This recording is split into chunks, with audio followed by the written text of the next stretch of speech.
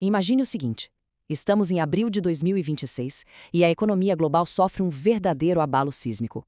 Mas não é por uma crise financeira nem uma nova pandemia. A causa é uma interrupção súbita, muito severa, bem nas artérias do comércio mundial. Vamos entender agora como um único pontinho no mapa pode de fato colocar o mundo inteiro de joelhos. O primeiro sintoma é um choque. O custo para transportar qualquer mercadoria pelo mundo simplesmente triplica, da noite para o dia. Esse gráfico aqui do Shanghai Containerized Freight Index, o SCFI, mostra um salto de 300%. É uma onda de choque que bate imediatamente em todas as cadeias de suprimentos do planeta. Então, a pergunta que não quer calar é: o que causou isso? Qual é a raiz do problema? O que poderia gerar um impacto tão imediato e devastador na logística mundial? A resposta, olha, não está nos mercados financeiros. Ela está na geografia do poder. E aqui está a origem de tudo.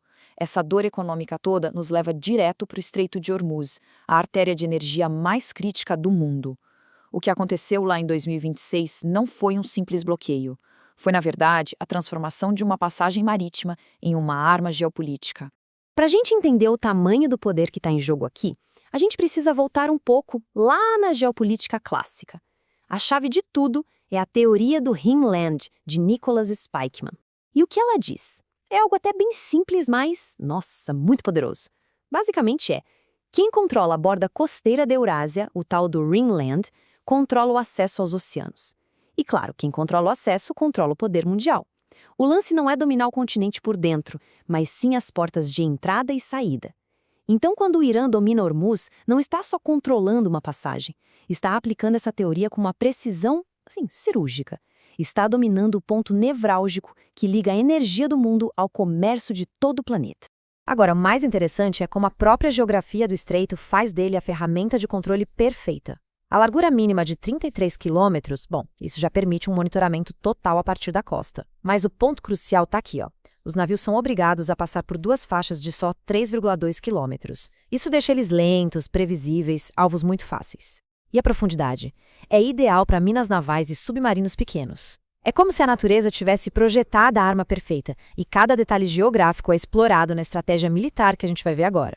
E com essa geografia toda a seu favor, o Irã coloca em prática uma doutrina militar bem sofisticada, a A2/AD, que significa anti-acesso e negação diária. O objetivo aqui não é controlar o mar como uma marinha tradicional faria, não. O objetivo é negar o uso do mar a qualquer adversário. É uma estratégia de negação e não de dominação. Essa bolha de negação ela é criada por 4 ameaças que acontecem ao mesmo tempo, explorando perfeitamente a geografia do lugar. Primeiro, milhares de minas navais inteligentes. Segundo, enxames de drones kamikaze, daqueles bem baratos feitos para sobrecarregar as defesas. Terceiro, mísseis antinavio de longo alcance, que são disparados de locais escondidos. E quarto, centenas de lanchas rápidas que atacam em massa, no que chamam de ataque de enxame. A ideia é criar um ambiente tão perigoso, mas tão perigoso, que nenhuma força naval se atreva a entrar ali. E aqui a gente chega no coração da estratégia, a economia da guerra. Se defender desse tipo de ataque é economicamente insustentável. Pensa só, interceptar um drone que custa $20 mil com um míssil que custa $2 milhões é uma troca que marinha nenhuma no mundo consegue aguentar por muito tempo. Agora, imagine ter que fazer isso contra centenas de drones de uma só vez. A matemática simplesmente não fecha para o defensor. Essa diferença brutal de custos, essa é a verdadeira arma secreta da negação diária. Bom, com o estreito efetivamente fechado, ou pelo menos sob um controle muito restrito, o foco muda para as consequências globais. O mundo inteiro precisa achar um novo caminho. E esse novo caminho é bem mais longo, bem mais caro e cheio de novas complicações. A comparação aqui deixa bem claro o tamanho do problema, né? Contornar a África pelo Cabo da Boa Esperança não é uma opção simples, nem de longe. Adiciona de 15 a 20 dias a mais em cada viagem.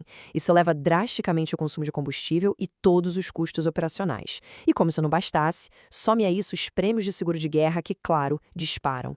O frete se torna exponencialmente mais caro. E por que isso importa para todo mundo?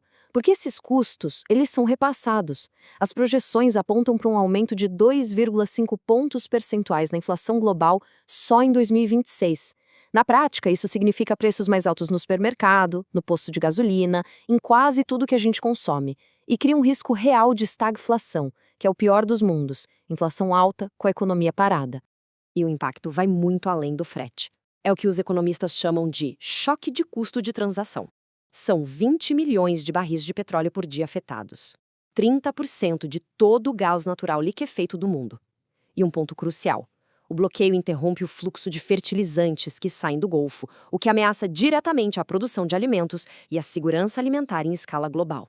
Diante de um cenário desses, para onde vamos? A análise projeta 3 caminhos possíveis para os próximos 24 meses, enquanto o mundo tenta se adaptar a essa nova e bem perigosa realidade. Uma escalada militar total, uma guerra aberta, é pouco provável, mas seria catastrófico. Já o cenário de colapso diplomático ameaçaria o sistema do petrodólar. Mas o cenário mais provável, com 60% de chance, é o que estão chamando de nova normalidade. O mundo, na prática, aceita as novas regras, pagando taxas para garantir a passagem. O que isso significa? Inflação persistente e custos de frete permanentemente mais altos. É um mundo onde o comércio global se torna mais caro e mais fragmentado. Isso tudo nos leva à conclusão fundamental desta análise. A crise de 2026 marca o fim de uma era. A liberdade de navegação, que antes era vista como algo garantido, agora tem um preço. A geografia foi armada, foi politizada. E a grande questão que fica no ar é: se a segurança do comércio global agora é um serviço pago, quem vai pagar essa conta e quem vai lucrar nesse novo mundo?